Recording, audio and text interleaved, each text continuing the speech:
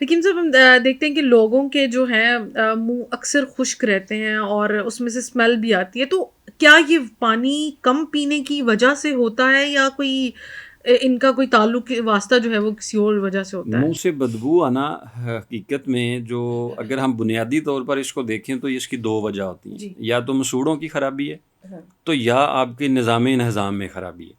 آپ نے جو کھانا کھایا ہے وہ اگر ہضم صحیح نہیں ہوا تو اس میں سے کچھ ایسڈز ایسے بنتے ہیں کہ جو پھر ریفلیکٹ ہوتا ہے، واپس آتے ہیں، وہ پھر غذا کی نالی میں دباؤ دیتے ہیں، ساری رات منہ میں جو ہے وہ جمع ہوتے رہتے ہیں۔ آپ نے کچھ دیکھا ہوگا صبح جب نیند سے لوگ اٹھتے ہیں تو منہ سے رال ٹپک رہی ہوتی ہے، جی. پانی بادی والا نکلا ہوا ہوتا ہے، وہ بھی ایک سبب بنتا ہے منہ میں بدبو آنے کا۔ اور اس کے علاوہ دائمی طور پر ایک بیماری ہے جو قبض کی شکل اختیار کر جاتی ہے، وہ بھی جن لوگوں کو زیادہ دیر تک رہتی ہے اور ڈائجیشن کا نظام صحیح نہیں ہوتا ہے، وہ پھر اندر ایسڈز بنتے ہیں، وہی ایسڈز پھر جو ہے وہ منہ کی بدبو کا سبب بنتے ہیں، جس سے پھر مسائل آگے آتے ہیں۔ تو اس کے لیے اگر میں آپ سے کوئی ٹوٹکا لینا چاہوں، مجھے بتائیں اس کا کیا نسخہ ہے کہ لوگ گھر میں اس چیز کو جو ہے میڈیٹیٹ کر سکیں؟ نہیں، اب ایک ٹوٹکا ہے، ایک نسخہ ہے، کیا ہونا چاہیے؟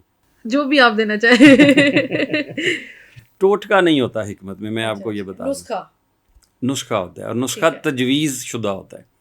ٹوٹکے ٹرک لگ گیا نہ لگا آج کل ٹوٹکوں کے بڑے ٹرینڈ ہوتا ہے نا. تو ہم کسی جان کے ساتھ کھیل رہے ہیں نا، ٹوٹکے کے ساتھ، ہاں. یہ جی ٹوٹکا ہے، ٹوٹکا کر لیں، کوئی ہو جائے گا، صحیح ہو جائے گا۔ ٹھیک ہو گیا. نسخہ ہے تجویز شدہ نسخہ، بیماری کیا تھی، علامات کیا تھیں، اس کی ترتیب کیا بنی، اور اس کے لیے کس چیز کا نسخہ جو ہے وہ آپ کے لیے ضروری ہو سکتا ہے۔ تو کبھی کبھار ہو جاتے ہیں کہ وہ کارآمد ثابت ہو جاتے ہیں، لیکن نسخوں کی طرح آنا چاہیے، اور نسخے ترتیب شدہ ہونے چاہیے۔ مطلب ایسا نہیں ہے کہ کوئی چیز اٹھا کے پکڑ لی تو اس سے یہ چیزیں بہتر ہو جاتی ہیں۔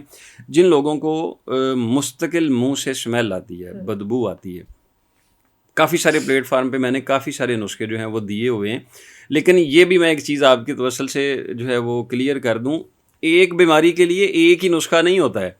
اکثر لوگ کہہ رہے ہوتے ہیں کہ حکیم صاحب نے پہلے یہ نسخہ بتایا تھا، آگے اور نسخہ بنایا۔ ایک ہی بیماری کے کئی نسخے ہوتے ہیں، کسی کو ایک نسخے سے فائدہ ہو جاتا ہے، کسی کو دوسرے نسخے سے فائدہ ہو جاتا ہے، کسی کو تیسرے نسخے سے فائدہ ہو جاتا ہے۔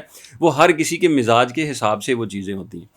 اگر تو وہ بندہ جس کے منہ میں اسمیل آ رہی ہے وہ 3 سے 4 لونگ اور 1 لکڑی دار چینی کی، اور اس میں چھوٹی الائچی 3-4 ڈال دے، اور اس کا کہوا صبح اور شام کھانا کھانے کے آدھا گھنٹہ بعد جو ہے وہ پینا شروع کر دے گا، تو انشاءاللہ کچھ وقت کے بعد اس کا ہاضمے کا نظام بہتر ہو جائے گا اور اس کے منہ سے اسمیل آنا ختم ہو جائے گی۔